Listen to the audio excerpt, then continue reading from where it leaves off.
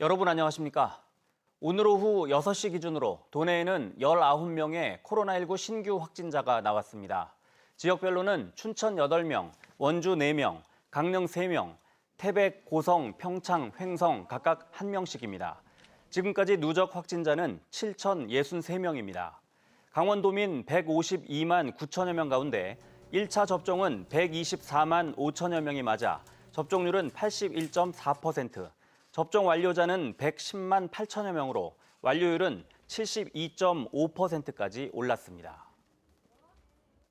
지난 18일부터 시작된 도내 16세에서 17세 청소년들의 백신 접종률이 30%를 넘어섰습니다.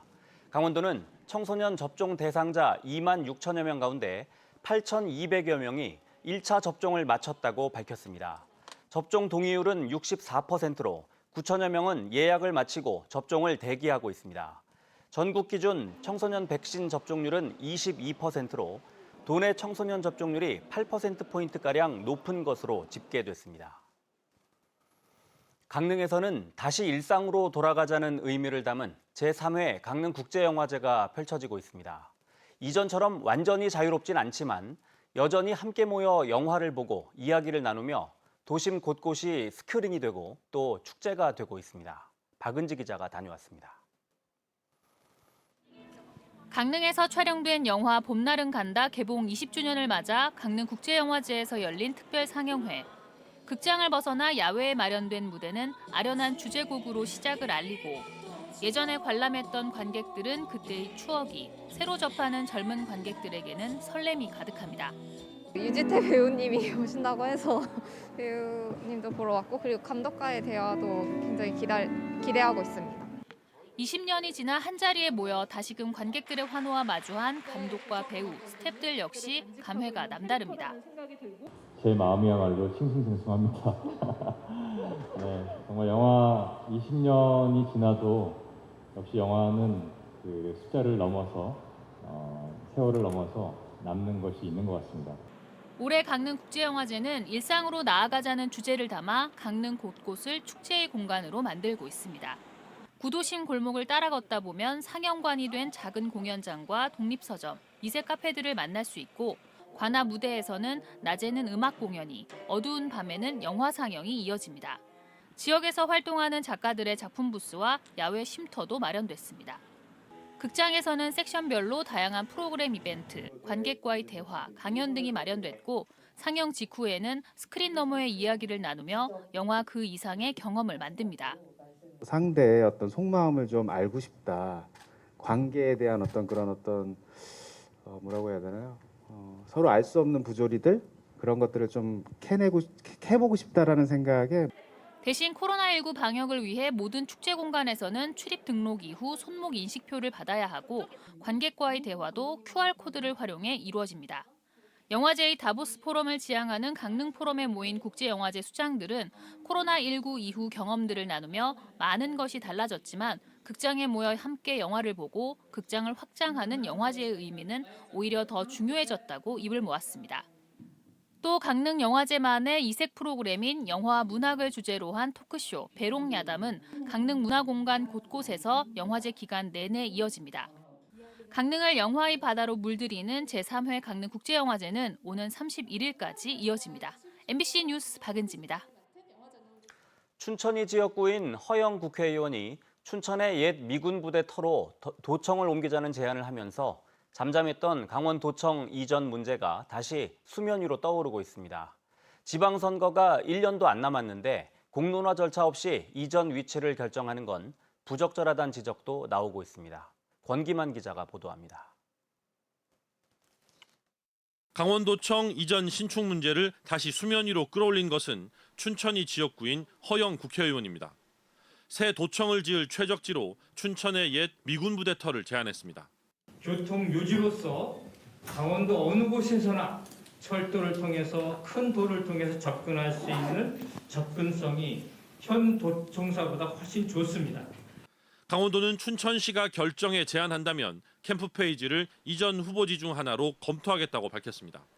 다른 후보지도 검토하고 있다는 뜻인데 단 춘천 외 다른 지역은 대상이 아닙니다. 도청을 낙후된 농촌 지역으로 이전해 균형 발전의 계기로 삼아야 한다는 요구도, 강원도민들의 의견을 듣고 이전지를 결정해야 한다는 공론화 요구도 나오고 있지만 강원도는 춘천 이외에는 안 된다는 기존 입장만 고수하고 있습니다. 도청 이전이 새로운 지역 갈등의 원인이 될 수 있다는 것이 가장 큰 이유입니다. 하지만 공론화 절차 없이 이전 부지를 춘천으로만 한정하는 것 역시 또 다른 갈등의 불씨가 될 수 있습니다. 논의 과정에 일부 갈등이 있더라도 도민들의 충분한 논의를 거쳐 결정하는 것이 장기적으로 볼 때 더 바람직한 방법이라는 지적입니다. 특정 지역, 특정 정당, 특정 의원에 의해서 도청 입지 문제가 논의되는 것은 또 다른 부작용을 야기할 수 있습니다. 도청 이전 문제는 도민들의 충분한 협의를 통해서 신임 도정에서 결정하는 것이 옳다고 생각을 합니다.